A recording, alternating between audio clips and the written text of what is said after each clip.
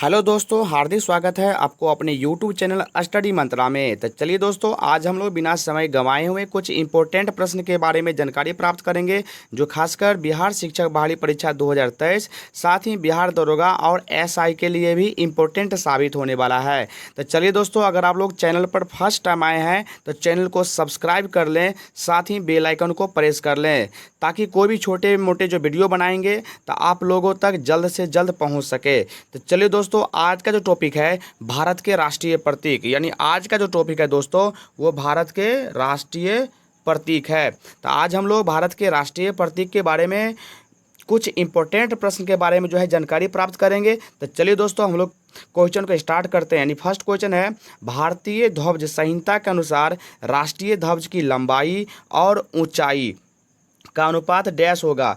यानी हमारे जो राष्ट्रीय जो ध्वज है उनकी लंबाई और ऊंचाई का जो अनुपात है वो कितना होगा। Option number A 4:2, option number B 3:4, option number C 3:2, option number D 4:3। इसका सही जवाब हो जाएगा दोस्तों ऑप्शन नंबर सी, यानी 3:2। नेक्स्ट क्वेश्चन है, भारत के राष्ट्रीय ध्वज की चौड़ाई और लंबाई का अनुपात क्या है। यानी दोस्तों कहने का मतलब ये है कि हमारे जो राष्ट्रीय जो ध्वज है यानी जो तिरंगा है उनकी चौड़ाई और लंबाई का अनुपात क्या है। तो option number A 1:2, option number B 2:3, option number C 3:2, option number D 2:1। इसका सही जवाब हो जाएगा दोस्तों ऑप्शन नंबर बी, यानी 2:3। यानी हमारे जो राष्ट्रीय ध्वज है उनकी चौड़ाई और लंबाई का जो रेशियो है वो 2:3।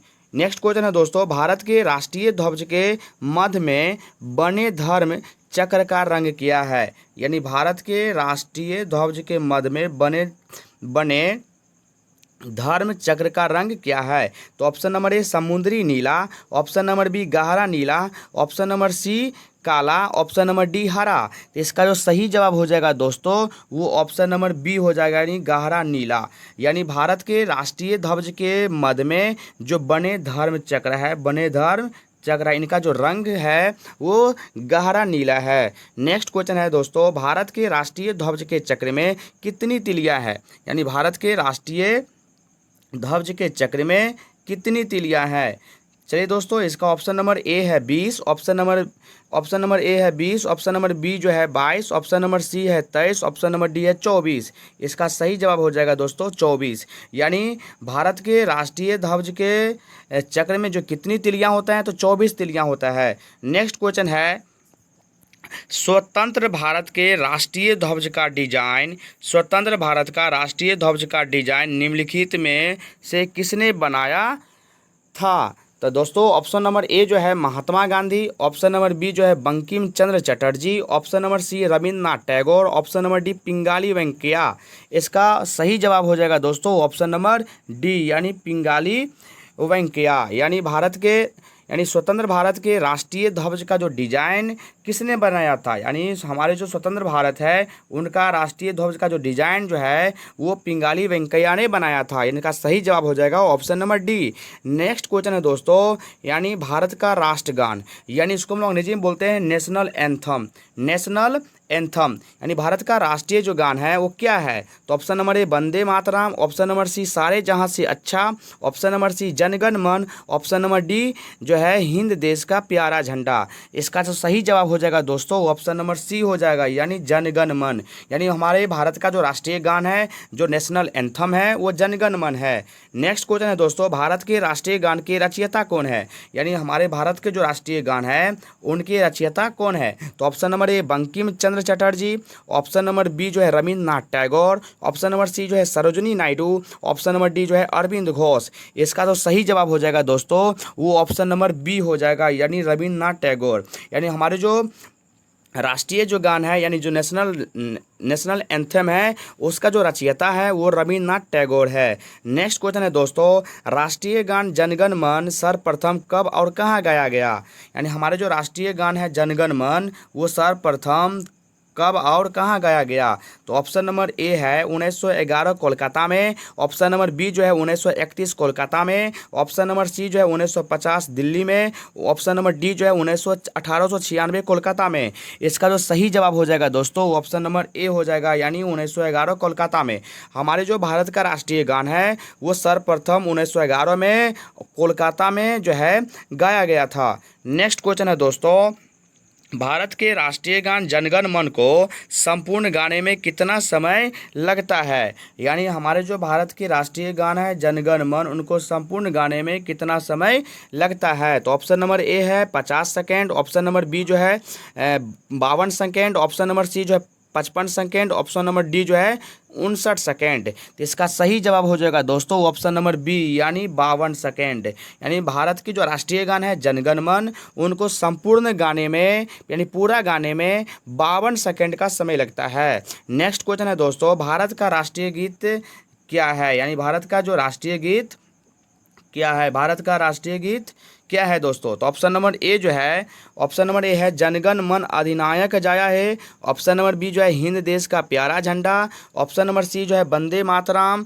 ऑप्शन नंबर डी जो है सारे जहां से अच्छा हिंदुस्तान हमारा। इसका जो सही जवाब हो जाएगा दोस्तों, इसका जो सही जवाब हो जाएगा वो ऑप्शन नंबर सी हो जाएगा, यानी वंदे मातरम। वंदे मातरम, यानी भारत का जो राष्ट्रीय गीत है वो वंदे मातरम है। भारत का राष्ट्रीय गीत है क्या है दोस्तों? तो वंदे मातरम। नेक्स्ट क्वेश्चन है, भारत के राष्ट्रीय गीत के रचयिता हैं, यानी भारत के जो राष्ट्रीय गीत है उनका रचयिता करने वाले कौन से व्यक्ति है? तो ऑप्शन नंबर ए है Rabindranath Tagore, option number B है Bankim Chandra Chatterjee, option number C जो है sir Mohammad Iqbal, option number D जो है सरोजिनी नायडू। तो इसका सही जवाब हो जाएगा दोस्तों, इसका जो सही जवाब हो जाएगा वो ऑप्शन नंबर बी हो जाएगा, यानी बंकिम चंद्र चटर्जी। यानी भारत के राष्ट्रीय गीत के जो रचयिता है वो बंकिम चंद्र चटर्जी है। नेक्स्ट क्वेश्चन है कि भारत के राष्ट्रीय गीत के गायन की अवधि क्या है? यानी कहने का मतलब ये है दोस्तों कि भारत के जो राष्ट्रीय गीत है उनको गाने में कितना समय लगता है? तो ऑप्शन नंबर ए 52 सेकेंड का, ऑप्शन नंबर बी जो है 60 सेकेंड का, ऑप्शन नंबर सी जो है 65 सेकेंड का, ऑप्शन नंबर डी जो है 90 सेकेंड का। इसका जो सही जवाब हो जाएगा दोस्तों वो हो जाएगा आपका 65 सेकेंड का। क्या हो जाएगा दोस्तों इसका आंसर? 65 सेकेंड का। यानी भारत के जो राष्ट्रीय गीत है, भारत के जो राष्ट्रीय गीत है इनको गाने के जो अवधि है वो 65 सेकेंड है। नेक्स्ट क्वेश्चन है दोस्तों, भारत का राष्ट्रीय गीत वंदे मातरम सर्वप्रथम कब गाया गया? यानी भारत का जो राष्ट्रीय गीत है वंदे मातरम वो सर्वप्रथम कब गाया गया? तो ऑप्शन नंबर ए 1886 ईस्वी में, ऑप्शन नंबर बी जो है 1896 ईस्वी में, ऑप्शन नंबर सी जो है 1906 ईस्वी में, ऑप्शन नंबर डी जो है 1907 ईस्वी में। तो इसका जो सही जवाब हो जाएगा दोस्तों ऑप्शन नंबर बी हो जाएगा, यानी 1896 ईस्वी में। भारत का जो राष्ट्रीय गीत वंदे मातरम है वो सर्वप्रथम 1896 ईस्वी में गाया गया था, यानी ऑप्शन नंबर बी हो जाएगा। नेक्स्ट क्वेश्चन है दोस्तों आपका, नेक्स्ट क्वेश्चन है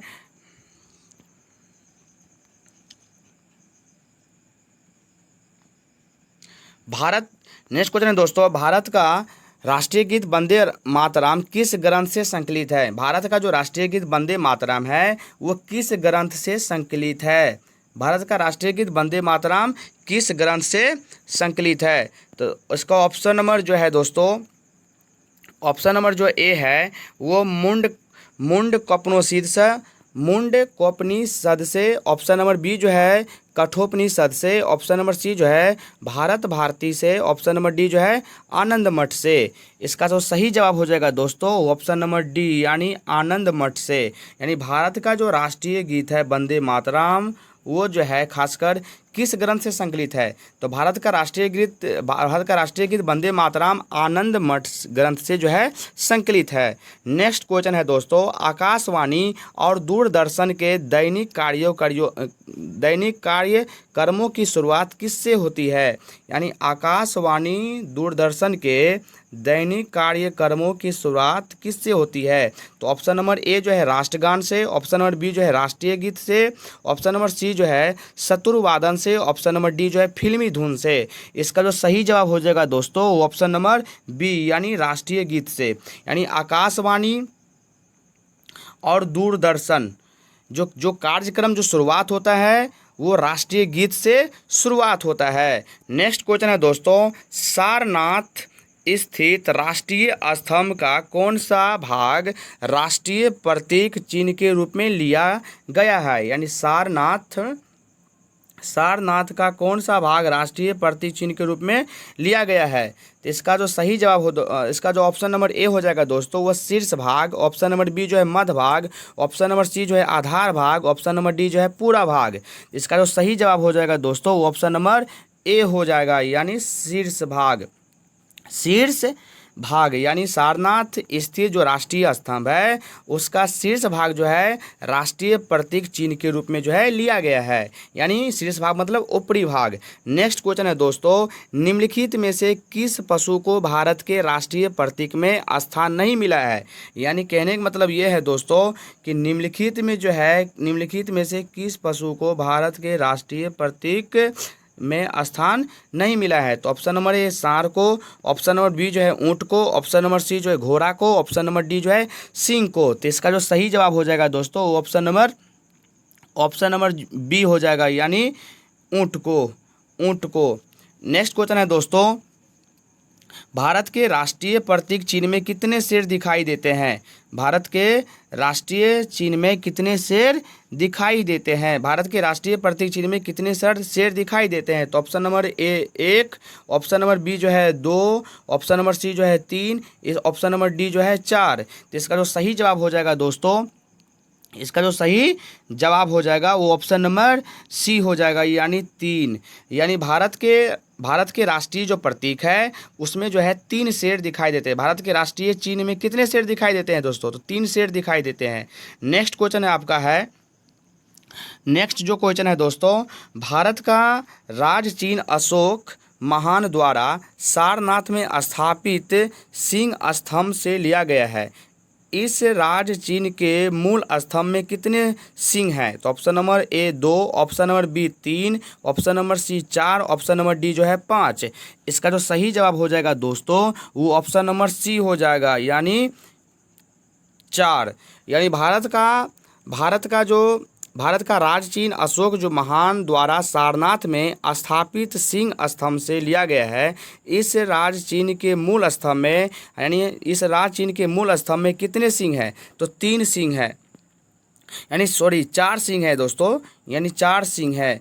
नेक्स्ट क्वेश्चन है दोस्तों, भारत के राष्ट्रीय संपत्त के रूप में किस संपत्त को मान्यता प्रदान की गई है? भारत के राष्ट्रीय संपत्त के रूप में किस संपत्त को मान्यता प्रदान की गई है? ऑप्शन नंबर ए जो है विक्रमी संवत, ऑप्शन नंबर बी जो है शक संवत, ऑप्शन नंबर सी जो है कोल्लम संवत, ऑप्शन नंबर डी जो है ग्रेगोरियन संवत। इसका जो सही जवाब हो जाएगा दोस्तों वो ऑप्शन नंबर बी हो जाएगा, यानी शक संवत। यानी भारत के राष्ट्रीय संवत के रूप में किस संवत को मान्यता प्रदान की गई है? तो भारत के राष्ट्रीय संवत के रूप में शक संवत को जो है राष्ट्रीय जो है मान्यता प्राप्त की गई है, शक संवत को, यानी ऑप्शन नंबर बी हो जाएगा। नेक्स्ट क्वेश्चन है दोस्तों, भारतीय राष्ट्रीय कैलेंडर का प्रथम महीना कौन सा है? यानी भारतीय राष्ट्रीय कैलेंडर का प्रथम महीना कौन सा है? तो ऑप्शन नंबर ए जो है फाल्गुन, ऑप्शन नंबर बी जो है माघ, ऑप्शन नंबर सी जो है पौष, ऑप्शन नंबर डी जो है चैत्र। इसका जो सही जवाब हो जाएगा दोस्तों ऑप्शन नंबर डी हो जाएगा, यानी चैत्र। भारतीय राष्ट्रीय कैलेंडर का जो प्रथम महीना है वो चैत्र है, यानी हम लोग इसे हिंदी की भाषा में चैत्र भी बोल सकते हैं दोस्तों। यानी भारतीय राष्ट्रीय कैलेंडर का प्रथम महीना चैत्र है। नेक्स्ट क्वेश्चन है दोस्तों, शक संवत पर आधारित राष्ट्रीय पंचांग अंतिम मास होता है, यानी शक संवत पर आधारित अंतिम जो मास कौन होता है? तो दोस्तों ऑप्शन नंबर ए जो है चैत्र, ऑप्शन नंबर बी जो है माघ, ऑप्शन नंबर सी जो है पौष, ऑप्शन नंबर डी जो है फाल्गुन। तो इसका जो सही जवाब हो जाएगा दोस्तों वो ऑप्शन नंबर डी हो जाएगा, यानी फाल्गुन। शक संवत पर आधारित राष्ट्रीय पंचांग के अनुसार अंतिम जो महीना होता है वो फाल्गुन होता है। यानी शक संवत पर आधारित राष्ट्रीय पंचांग के अनुसार अंतिम मास यानी अंतिम महीना कौन होता है दोस्तों? तो फाल्गुन होता है, यानी हम लोग फाल्गुन भी बोल सकते हैं। नेक्स्ट क्वेश्चन है दोस्तों, भारत का राष्ट्रीय पशु क्या है? यानी भारत का राष्ट्रीय पशु क्या है? ऑप्शन नंबर ए चीता, ऑप्शन नंबर बी तेंदुआ, ऑप्शन नंबर सी बाघ, ऑप्शन नंबर डी सिंह। इसका जो सही जवाब हो जाएगा दोस्तों ऑप्शन नंबर सी हो जाएगा, यानी बाघ।